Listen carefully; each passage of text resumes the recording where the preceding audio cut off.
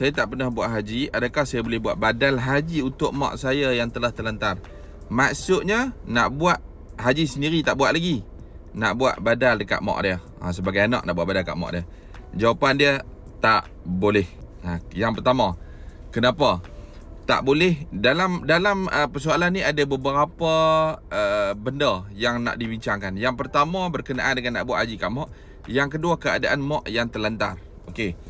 Berkenaan nak buat badal haji, syarat nak buat badal haji mestilah kita sendiri dah buat haji, barulah kita boleh buat untuk orang lain.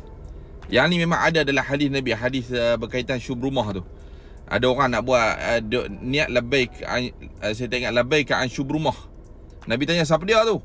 Dia kata dia nak buat dekat saudara dia. Nabi kita tak. Hang kena buat dekat hang dulu, lepas tu barulah hang boleh buat kat syubrumah. Maksudnya tahun ni hang nak buat kat hang dulu haji. Hang dah dapat haji, tahun depan buat kat orang lain pula.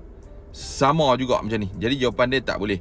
Yang kedua, berkenaan dengan mak terlantar. Yang ni mungkin perbahasan lah, ada perbincangan.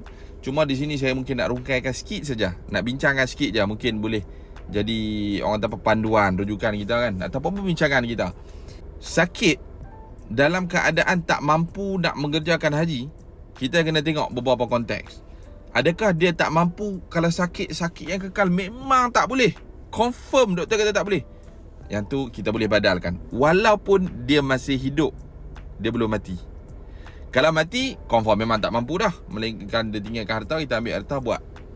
Tapi kalau dia masih hidup, kalau dia yang memang tak ada kemampuan disahkan, maka kita boleh dekat dia. Tapi kalau dia sakit, walaupun dia tua, walaupun dia terlantar, tapi doktor kata ni mungkin boleh bangun balik ni, contoh, mungkin sihat, boleh kuat, boleh, maksud dia berkeupayaan, dia masih ada peluang untuk bangun, untuk pergi mengerjakan haji, maka maksudnya tak boleh buat badal haji untuk dia.